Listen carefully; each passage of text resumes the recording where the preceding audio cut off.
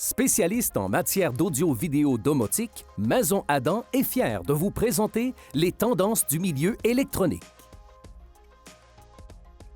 Nous vous souhaitons la bienvenue à cette autre émission en compagnie de José Adam, le passionné. Cette semaine, nous sommes dans le son des nouveautés qui sont très intéressantes dans les produits haute fidélité et même des produits québécois. Ça commence dans un instant avec José et Guillaume.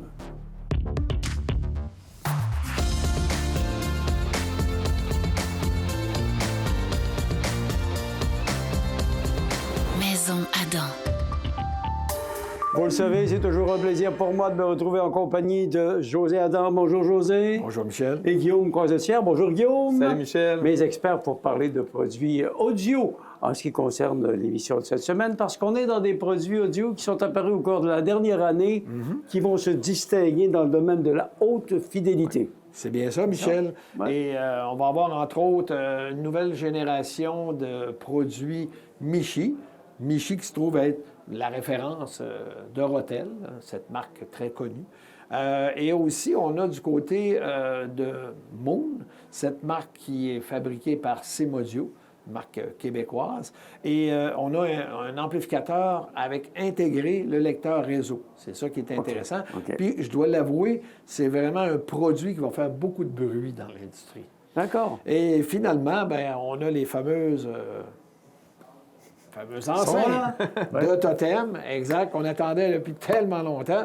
Alors, on les appelle les Thunderbird. OK. Et on va avoir Thunderbird. des choses intéressantes à dire sur ça. C'est original, Thunderbird, parce que du côté de Totem, on trouve toujours une façon de nommer un produit plutôt que de le nommer par le numéro de série ou le numéro de produit. C'est original, ça. Tu as raison, effectivement, Michel. Écoute, ça, c'est, si tu veux, il y a une longue histoire, là, pourquoi que c'est pensé comme ça. Ça vient du côté de Vince, là, le propriétaire. Là. Et naturellement, c'est toujours en lien avec la culture amérindienne. OK. Comme les Thunderbirds font partie, si tu veux, de cette culture-là. Et c'était finalement une créature qui symbolisait, si tu veux, la force de la nature et aussi le contrôle du temps. Donc, ce qui est drôle, puis ce qui est intéressant, c'est deux caractéristiques qu'on va retrouver tantôt quand on va parler justement des résultats sonores de cette nouvelle enceinte. OK. Et comment se distingue-t-il par rapport aux autres produits et ces nouveaux... Ah ben écoute, c'est sûr que les Thunderbird vont avoir justement la nouvelle conception de haut-parleurs qu'on appelle les Torrent V2, OK. mais en plus avec une dimension différente de ceux qu'on connaît déjà, c'est-à-dire le modèle métal V2 qui se trouve être comme la référence là, chez Totem, mais aussi les fameuses petites Tribe Towers. Oui, les Tribe Towers, je me souviens qu'on les avait qualifiés de sexy et performantes. Hein? C'est ça? Ça, c'est toi qui avais dit ça. C'est moi qui avais dit ça. Ah oui. Guillaume, j'aimerais que tu nous expliques justement quelle est cette technologie, justement, de Tribe Towers. Oui, bien, la technologie Torrent de Totem, je dirais, Michel, c'est vraiment probablement la technologie qui distingue le plus la compagnie Totem là, dans le monde de l'audio. C'est aussi un des éléments qui leur permet aussi de donner vraiment cette signature sonore qui est très distinctive. Tu sais, pour expliquer aux gens à la maison, là, de la manière la plus simple, c'est que si, par exemple, tu t'approches ton oreille très, très près d'un haut-parleur traditionnel, c'est-à-dire si tu colles ton oreille sur le haut-parleur du bas, tu vas entendre uniquement les graves. Si tu approches ton oreille du haut-parleur du milieu, bien là, tu vas entendre seulement les médiums. Puis évidemment, si tu approches ton oreille du petit haut-parleur en haut, qui est le tweeter, tu vas entendre seulement les aigus. Avec les torrents chez Totem, ça ne fonctionne pas comme ça. Les deux haut-parleurs torrents vont jouer l'ensemble des basses fréquences et des médiums, et même une partie des hautes fréquences. C'est une technique de fabrication, Michel, qui est très complexe parce que les haut-parleurs Torrent n'utilisent aucun crossover pour séparer les fréquences, contrairement à la majorité des enceintes traditionnelles. Bien, j'ajouterais à cela aussi qu'il y a l'ingéniosité de M. Vince Bruces au niveau de la conception physique du Torrent V2. Ce que je veux dire par là, c'est qu'il a vraiment revu et créé, si tu veux, le fondement magnétique de ce haut-parleur-là. Puis ça, c'est vraiment dans un but, c'est celui d'avoir une meilleure attaque. C'est-à-dire que si on veut plus de précision dans ce type de haut-parleur-là, bien, on veut gagner au niveau de la pureté du son. C'est ce qu'on a pu retrouver avec la Torrent V2. Mais aussi, ce qui est très surprenant, c'est que dans une même pièce, quand on compare ce haut-parleur-là avec n'importe quel autre haut-parleur, on a comme 2 fois plus de basses. OK. qui est reproduite. Voilà. C'est bien. Qu'en est-il du Twitter? Les connaisseurs veulent en savoir davantage là-dessus. Oui, bien, c'est sûr que, je dirais, Michel, le Twitter, c'est le seul haut-parleur des trois là, sur les enceintes Thunderbird à utiliser un crossover. Avec les Thunderbird, c'est une nouvelle génération de Twitter qui est basée à base de graphène. On pourrait faire le parallèle avec le diamant chez Bowers & Wilkins ou encore le beryllium chez Focal. C'est un matériau qui a été utilisé pour avoir une propriété d'être très, très rapide au niveau de sa vitesse d'exécution, sans fléchissement. Donc, évidemment, dans l'objectif d'avoir des hautes fréquences qui sont très précises et aussi sans coloration. OK. Y a-t-il d'autres éléments qui distinguent ce Thunderbird? Ah, bien, tout de suite, en le regardant, on voit que le cabinet n'est pas pareil comme on retrouve ailleurs. Il est comme, si tu veux, cintré vers le haut et aussi vers l'arrière. Ça a été vraiment pensé pour venir éliminer des mauvaises résonances à l'intérieur du cabinet. C'est pour ça. C'est pas une question d'esthétique, vraiment pas. Là. Oui. Mais on est habitué de voir dans les autres enceintes, souvent, les faces sont parallèles là, de chaque côté. Là, Fait que c'est pour ça que c'est vraiment ingénieux. Puis le tout apporte naturellement, si tu veux, plus de clarté dans le spectre musical, mais aussi, on distingue bien aussi les instruments acoustiques. On écoute une guitare, puis les cordes, tout, c'est très, très, très précis. Hein, Guillaume? Vraiment. C'est très bien. Et on serait peut-être rendu à parler dans quelle échelle, dans quelle gamme de prix on est quand on parle de ce produit-là et quels sont les specs, là aussi, qui vont avec. Oui, absolument. Écoute, on est ici à la paire, on se trouve être à 14 000 pour la paire. Donc, on est entre mi-chemin entre, comme j'ai dit tantôt, les petites Tribe Tower et aussi, on est moins dispendieux que les métal V2. Donc, côté spec, écoute, il faut juste savoir que on peut mettre un amplificateur juste même de 30 watts RMS par canal, là. Ils sont très efficaces, ces haut-parleurs-là, donc il n'y a aucun problème. Mais on peut aussi y ajouter un amplificateur, on peut aller jusqu'à 200 watts RMS par canal. Fait que c'est vraiment un haut-parleur c'est une enceinte qui est pas très grosse, puis qui est capable d'en prendre beaucoup de puissance, puis de la reproduire. Là. Donc, puis côté efficacité, on est à 90 dB avec une impédance à 6 ohms. Après avoir entendu tout ça, José, je me pose la question, puis les gens qui nous regardent aussi, le potentiel musical doit être assez particulier, ces enceintes-là. On va te la faire écouter tout à l'heure. Oui, mais oui. En attendant, oui, on peut décrire ça, mais je vais laisser Guillaume le faire parce qu'il a fait une bonne écoute avec plusieurs autres experts là, et vous avez quand même plusieurs pièces qui ont été testées et tout ça. Là. Puis juste souligner quand même qu'il y a un bon rodage qui a été fait. Là. Puis ça, c'est important quand on a une nouvelle enceinte. Alors, je laisse Guillaume nous en dire plus. Oui, bien, tu sais, décrire un haut-parleur comme les Thunderbird, là, tu vas voir, Michel, il y a beaucoup de choses à dire. D'abord, ça a pris à peu près une bonne 50aine d'heures avant de vraiment pouvoir commencer à découvrir ce qu'elles ont dans le ventre, c'est quoi leur son.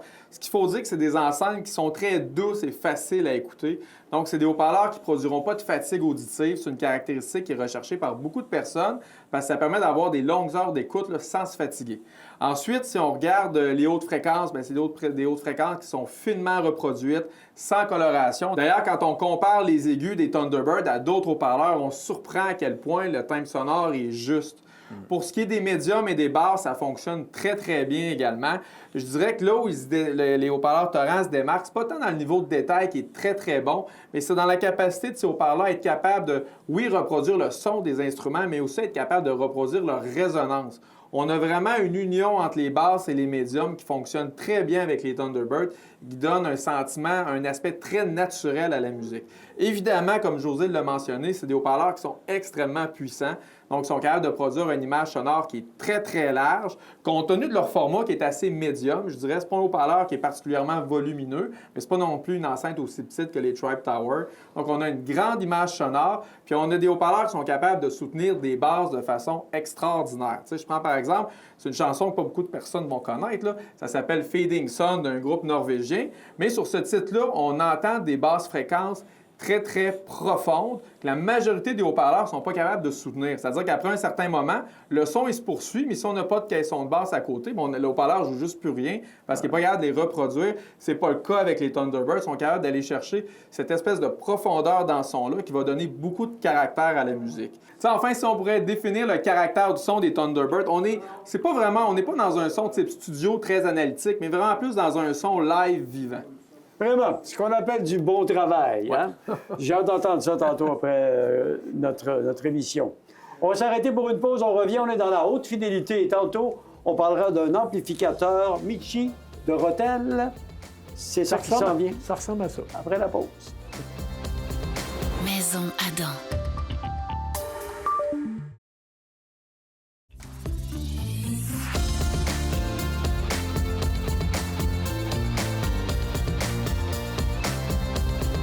Maison Adam. Nous sommes de retour à notre émission. Nous sommes dans l'audio haut de gamme avec mes experts chez Maison Adam devant deux très beaux amplificateurs Michi. Et avant d'aller plus loin, j'aimerais que tu nous fasses un petit retour sur l'histoire, un peu l'historique de Michi. Ah, OK. Ben écoute, Michi, il faut que tu saches que c'est le produit, la marque de référence, là, si tu veux, qui vraiment appartient à Rotel, OK. qui est une compagnie japonaise. Puis, si on regarde du côté de Rotel, c'est reconnu dans le monde de la haute fidélité depuis des années comme étant un excellent rapport qualité-prix. Ils offrent un son qui est dynamique, détaillé, chaleureux, mais toujours avec une bonne puissance. Puis du côté de Michi, ce qui est différent, c'est que là, ils ont vraiment travaillé, si tu veux, pour aller chercher des composantes encore plus performantes. Ouais. Puis ça apporte un raffinement. Ça apporte, si tu veux, encore plus de fidélité dans le son, encore plus d'équilibre aussi. Alors, c'est toutes des améliorations qui font que ça, on peut le dire, là, c'est vraiment pour aller chercher les audiophiles les plus exigeants dans le marché, n'est-ce pas? Oui, bien absolument, Michel. Vois-tu, là, les amplificateurs Michi, c'est des produits qui s'adressent aux audiophiles, aux mélomanes, parce qu'ils vont offrir des performances de haut niveau, mais c'est des produits qui sont très populaires parce qu'il offrent aussi, pour des produits haut de gamme, de très bons rapports qualité-prix.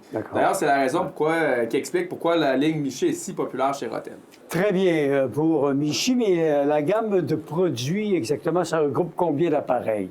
On a les deux amplificateurs intégrés qu'on voit ici, c'est-à-dire le X5 et le X3 de la nouvelle série 2. Par la suite, on a aussi un préamplificateur qui s'appelle le P5 et lui, il peut se jumeler à deux genres de types d'amplification, ce qu'on appelle des blocs, des blocs de puissance. On a d'un côté le S5 qui est un ampli stéréo de 500 watts RMS par canal. On a aussi les blocs mono, les M8, où tu vas retrouver 1080 watts RMS par bloc. OK. Alors, comme tu peux voir, c'est une compagnie qui offre beaucoup de puissance dans la conception de leurs produits. Puis on a aussi un lecteur laser, le Q5. Écoute, ça a été reconnu par toutes les revues spécialisées en haute fidélité. Il est vraiment la référence comme lecteur laser dans le marché là, présentement. Mais aujourd'hui, on va parler principalement de ces deux magnifiques blocs d'amplificateurs intégrés là, qui sont stéréo. Alors, on va en parler aujourd'hui, mais je vais laisser Guillaume justement commencer par le petit des deux qui sont là, qui va être le X3, qui se vend à 6 999 $. Ben oui, Michel, on dit petit, mais évidemment, comme tu peux le voir, il n'est pas tant que ça. Là. Le Michi X3 S2, c'est un amplificateur d'abord qui est très puissant.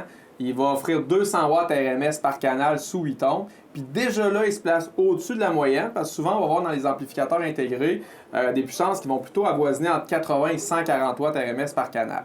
Pour ce qui est de l'amplification du Michi X3 S2, ben, c'est une amplification de type classe AB qui est traditionnelle, Michel, dans le monde de l'audio, mais vraiment très, très bien exécutée quand on regarde la qualité de conception. On va retrouver un transformateur toroïdal, deux alimentations électriques qui sont isolées pour éviter le plus possible, pour avoir la meilleure isolation possible. On a 4 condensateurs qui vont cumuler jusqu'à 60 000 microfarades de courant, de manière à avoir toujours beaucoup de réserve, même lors des pics musicaux qui vont être élevés.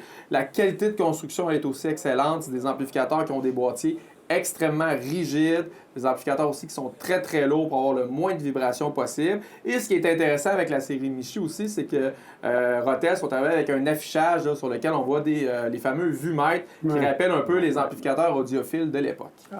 C'est très bien décrit, mais quelles sont les améliorations comparativement à la première génération? Ah, OK, oui, c'est effectivement... il y a beaucoup de choses. Tu sais, Oui. en partant, écoute, il y a eu 96 changements de composantes internes. Quand même. Fait que oui, c'est assez général, là. Et écoute, on a... je prends un exemple, le DAC. On est passé à un DAC de 8 canaux qui se trouve être le ESS Sabre. Ça, c'est une compagnie reconnue en haute fidélité. Ça vient finalement, tu sais, si tu veux, aider la transition entre le canal gauche, canal droit. C'est vraiment ça qui est le but. Mais on a aussi refait toute la circuiterie et même l'horloge a été changée pour éliminer du bruit puis augmenter la dynamique. D'accord. Et comment tu nous décris, Guillaume, la sonorité? Qu'est-ce que tu en dis? Michel, pour ce qui est du son de l'amplificateur Michi X3, c'est un son qui est, je pourrais qualifier, qui est équilibré et qui est chaleureux. C'est-à-dire qu'il a davantage tendance à adoucir le son des enceintes que de les éclaircir. C'est un amplificateur qui est capable d'aller chercher un très bon niveau de détail, mais sans non plus tomber d'avoir un son qui est trop analytique. C'est un amplificateur comme il y a 200 watts RMS par canal qui est capable d'aller chercher beaucoup de présence au niveau des basses, beaucoup de profondeur. Aussi, quand on le compare au modèle ERA 1592, qui est son petit frère là, chez Rotel, c'est un amplificateur. Quand on rentre dans la série Michi, là, au niveau de l'image sonore, la séparation du canal gauche et droit, comme José l'expliquait, est encore mieux sentie. Donc, ça permet d'avoir une scène sonore qui est encore plus large et plus profonde. C'est très bien. Et avec toi, José, j'aimerais connaître le type d'audiophile à qui tu recommanderais cet appareil. Ah, ben écoute, c'est un audiophile qui veut une bonne qualité de son en partant, ça c'est sûr. Ouais. Mais un audiophile aussi qui aime avoir de la puissance, avoir du dynamisme, du détail et aussi un son chaleureux. En bref aussi, je te dirais que ce qui est important à savoir, c'est que on est quand même avec une gamme de produits qui est vraiment dans les prix inférieurs de ce qu'on a l'habitude d'avoir. Donc, OK. ça devient, même si c'est drôle de dire ça, à ce prix-là, c'est un excellent rapport qualité-prix. Alors voilà pour le X3S2. On a le grand frère à côté, le X5S2. J'ai hâte d'en entendre parler de celui-là. Ben moi, je commencerai par dire que c'est le gros frère, non pas le grand Le frère. costaud. Oui, il est costaud. Ben écoute, lui, finalement, se détaille 3 000 de plus. Donc, il est à 9 999 OK. Et il offre beaucoup plus de puissance. On va passer à 350 watts RMS par canal.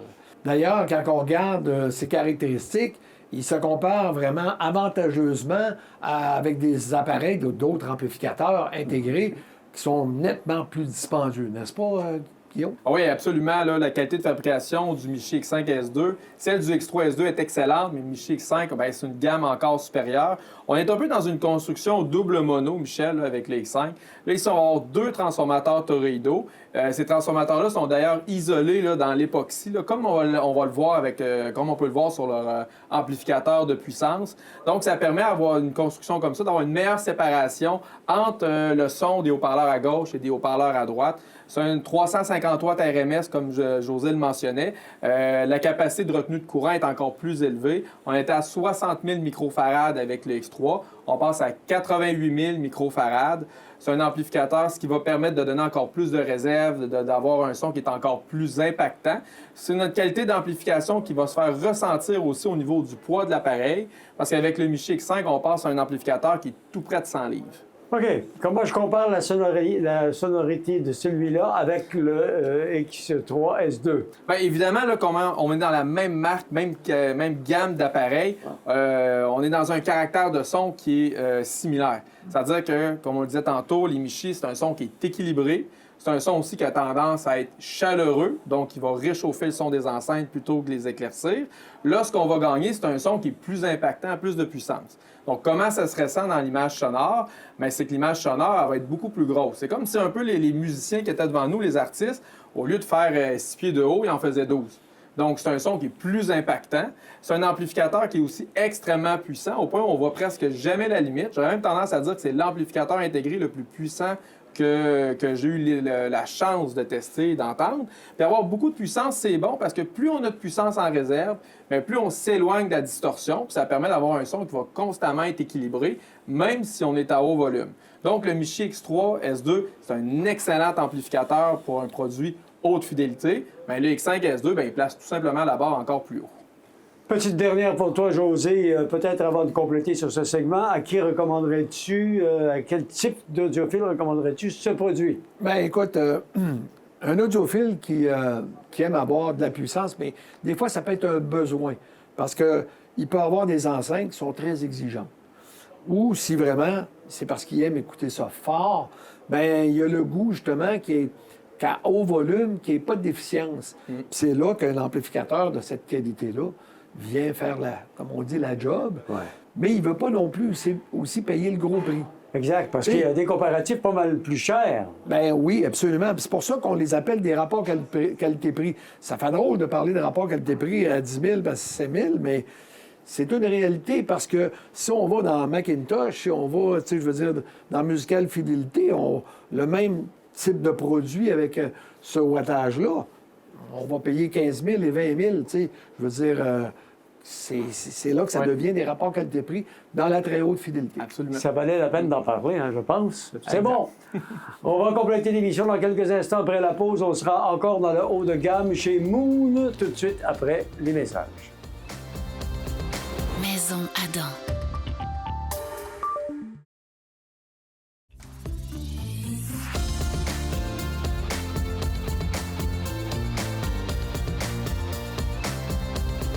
Maison Adam. Nous sommes de retour pour compléter notre émission sur l'audio haut de gamme chez Maison Adam. On va travailler avec Guillaume pour la troisième partie de l'émission. On a donné congé à José. Il a assez travaillé, je pense, aujourd'hui. Et puis toi, tu connais bien ces produits-là parce que tu l'as analysé. Tu le connais presque par cœur maintenant. Oui, bien, tu sais, pour faire un petit rappel aux gens à la maison, il faut savoir que Cmodio, quelques années, ils ont lancé leur nouvelle collection Nord qui réunit vraiment des appareils de classe mondiale là, en termes d'amplificateurs, de lecteurs réseau. Puis lancer une collection comme ça, bien évidemment, ça entraîne beaucoup de développement de nouvelles technologies. Et Moon a réutilisé une partie de ces technologies-là pour les intégrer dans un tout nouvel amplificateur réseau qui s'appelle le Moon 371. Ouais. Donc, c'est un amplificateur réseau qui se détaille 8 800 $. Donc, on est dans des produits haut de gamme, mais qui demeure compétitif ou dans la moyenne de ce qu'on retrouve pour les amplificateurs réseau haut de gamme dans le marché. Je pense par exemple au modèle Name Unity Nova ou encore au modèle NAD M33 qui se détaillent eux aussi dans cette gamme de prix-là. OK. Donc, on a analysé à peu près des produits qui se ressemblent. Quelles sont ces caractéristiques de ce nouveau produit-là, de ce nouvel ampli Moon? Bien, beaucoup de choses. Je tiens d'abord à dire que, comme les Thunderbird, le Moon 371, c'est un autre gros coup de circuit qui vient du Québec. Vous allez voir, c'est un appareil qu'on a beaucoup aimé. Si on regarde les caractéristiques, bien, quand on parle d'amplificateur réseau, c'est qu'il permet d'être compatible avec la majorité des services de musique en ligne, comme Spotify, Tidal, Qobuz. C'est un appareil aussi qui est conçu pour pouvoir accéder à votre bibliothèque musicale si vous en avez une à la maison. En termes de connectivité, c'est aussi très généreux, c'est-à-dire qu'on a plusieurs entrées numériques pour brancher des appareils externes, comme par exemple un téléviseur avec le port HDMI ARC. On a aussi des entrées analogiques pour brancher lecteur CD et même une très bonne entrée phono Moving Magnet, Moving Coil, ce qui est très rare sur les amplificateurs réseau. Pour la puissance, c'est 100 watts RMS sous 8 ohms et la puissance double en 4 ohms. Ça, c'est signe qu'on a une qualité d'amplification de bonne qualité. C'est bien, Guillaume. Maintenant, je sais que vous avez bien allé à l'intérieur des appareils, vous autres, les curieux que vous êtes, pour nous parler de conception interne. Parle-nous-en, c'est le temps. Oui, bien, il y a beaucoup de choses. D'abord, Moon a porté une grande attention à la qualité de conversion des fichiers numériques analogiques. Là, c'est un peu la base de l'appareil. Sont avant en détail au niveau des DAC utilisés. Il faut dire que Moon se contente de dire que c'est une architecture modulaire. Puis il précise aussi que la qualité de conversion des signaux numériques analogiques dépend davantage de ce qui va entourer le DAC au niveau de la qualité des composantes que juste des processeurs eux-mêmes. Ensuite, au niveau de l'amplification, bien là, c'est intéressant parce que l'amplification, comme je le disais tout à l'heure, elle est dérivée de la série Nord. C'est une amplification que Moon appelle une amplification MDCA, donc sans boucle de contre-réaction. Ça, en français, ce que ça veut dire, c'est que ça s'assure que le signal d'entrée soit exactement le même à la sortie. Évidemment, toujours dans la recherche du son le plus transparent possible. Ensuite, un autre élément important dans un amplificateur haut de gamme, c'est la qualité de l'alimentation électrique. Sur le Moon, ça s'appelle l'alimentation MHP, aussi dérivée de la série Nord. Ça permet d'avoir une alimentation de courant continu qui est très élevée et surtout un silence absolu sur la bande audio. On a vraiment affaire à des gens qui font un travail exceptionnel, qualité de construction, les technologies également. Comment vous y êtes pris pour faire les tests sur ces produits-là? Bien, pour évaluer un amplificateur comme le Moon 371, bien, ce qu'on fait, c'est qu'on l'a comparé d'abord à d'autres amplificateurs réseau de très bonne qualité qu'on a ici en magasin. Donc, ça nous permet de comprendre un peu c'est quoi le caractère de son que cet appareil-là peut produire. Et aussi, bien, on l'a jumelé avec plusieurs types d'enceintes. Donc, on a, par exemple, utilisé les 702 S3 de Bowers & Wilkins. C'est des haut-parleurs qui ont beaucoup de précision, de détails. On l'a aussi jumelé avec des enceintes comme les Thundersound Paradigm, qui sont aimées pour leur puissance, ou encore même les Thunderbird de Totem qu'on a parlé en début d'émission. Puis à chaque fois, il faut le dire, le match était très, très bon. Et ça donne comme résultat de qualité sonore, le résultat? Bien, le Moon 371, ce qu'il faut comprendre, c'est que pour un amplificateur réseau haut de gamme, bien, il est exceptionnel dans la qualité de reproduction des aigus. Très, très fort aussi dans la capacité et la précision des basses. Mais là, vraiment, il va se distinguer de la concurrence, c'est le médium. On a vraiment une transparence absolue dans le médium qui permet au Moon 371 de complètement détacher la musique des enceintes puis de créer une spatialisation sonore qui est vraiment réussie, dans le sens où le positionnement des instruments, des voix dans la pièce, il se fait facilement, naturellement, davantage que tous les autres amplificateurs réseau qu'on a entendus jusqu'ici. Puis aussi, une autre force du Moon 371, c'est la linéarité du son. Ça doit tenir aussi à la qualité de l'alimentation électrique qui a été prévue dans le Moon 371. Par linéarité, ce qu'on veut dire, c'est que l'amplificateur est capable de conserver des basses, des aigus, des médiums équilibrés à toutes les intensités de volume. Mais avec le Moon 371, cette linéarité sonore-là est capable de l'avoir à bas volume, mais aussi à haut volume. C'est-à-dire qu'il y a tendance à décrocher beaucoup plus tard que les amplificateurs réseau concurrents. Bien, merci beaucoup, Guillaume. On va remercier aussi José à qui on a donné congé pour la fin de l'émission. Et puis, vous invitez à aller faire un tour sur le site maisonadam.ca. Vous avez tous les détails de ces appareils dont il a été question au cours de l'émission. Puis également, on peut vous suivre sur votre balado, mais j'en ai vu quelques extraits même récemment, c'est très bon. Oui, il est disponible d'ailleurs sur plusieurs plateformes, dont Spotify, Apple Podcasts, YouTube, ou encore vous pouvez directement aller sur notre site maisonadam.ca. Merci beaucoup, Guillaume. Merci à toute l'équipe. On vous retrouve la semaine prochaine pour une autre émission, très certainement très appréciée encore. À la prochaine, tout le monde.